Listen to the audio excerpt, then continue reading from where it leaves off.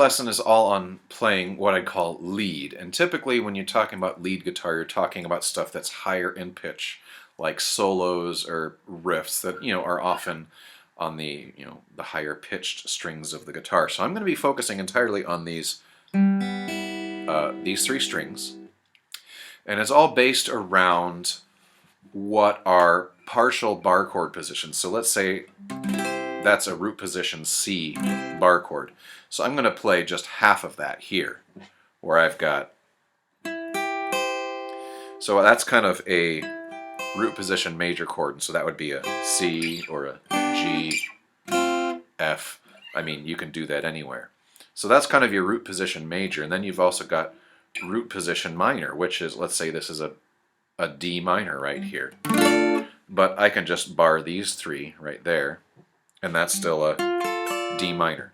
So there's another root position minor here on E minor. This is all in the key of C. So those are like root position major and minor. You've got some inversions, like, let's see. This would be like based on a first inversion F chord. So I'm just going to play these three. This is similar to the same, the open D major position you might be used to playing. But like, let's say if you do it here, that's an F and that's a G, and then you're back to C. What other positions do we got? We got second inversion. There's two of those. There's the major and the minor. So let's say here's my, there's my C major, and then I have what would be this. That would be a second inversion F major, but I'm just going to use these two fingers. So that would be an F chord, and there's a minor version. So like we might have a D minor in the key of C. So that would normally be barred like this if it was a second inversion D minor. And if you need a refresher in these bar chords, check out lesson 2 on bar chords. So instead of barring it, I'm just going to play these three notes. And that's very handily next to the root position A minor. And that goes to what would be an F major. Back to that. So we've got root position, first inversion. And then one other first inversion one would be, like let's say this is that same first inversion position like I showed you down here with the typical D major, but it would be the minor version of that where your index finger is 1 fret lower. So like let's say I'm playing in the key of C, so that would be, if I were to add this finger here, that's that same position that was from down there, D minor. Now it's up here, so this is actually A minor. So what you end up having is you learn these positions, and then you learn which notes are these basically neighbor tones. So you've got like C major, but you've also got these neighbor tones.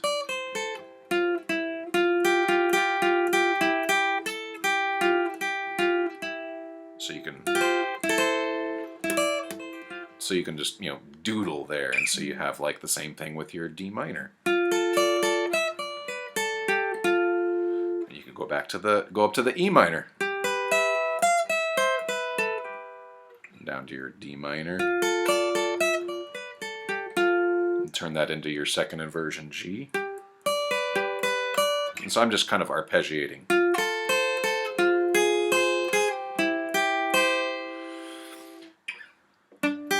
So here's a first inversion G, but if I add that, it becomes a second inversion E minor.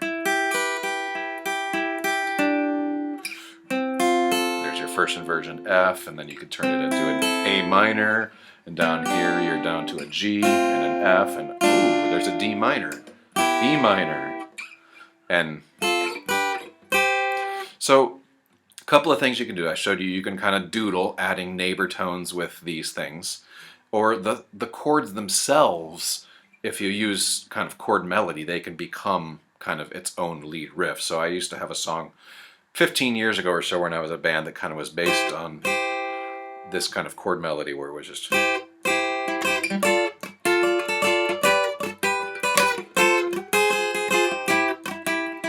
it was a C, D minor, G major, F, F minor. And that happens in a lot of other songs. Like there's that Smiths song, "This Charming Man," which is based on the same thing. They're only doing these two. They're not doing the top string here, but it would be. And that's like, oh, once you put all the effects on there, it's you know, it sounds really cool on an electric guitar. Of course, then you could add that third string, add some extra harmonies.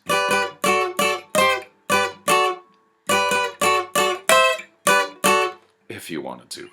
But by learning these chord positions, it opens up a whole world of lead guitar playing, which you don't normally think of as being that this style of playing guitar is conducive to that kind of thing. But you just need to know your bar chord positions and then just do half of that. So again, that's like root position bar chord there, even though that's not the root there. It's based on what would be a root position bar chord. So that's your major root position. Here's your minor root position.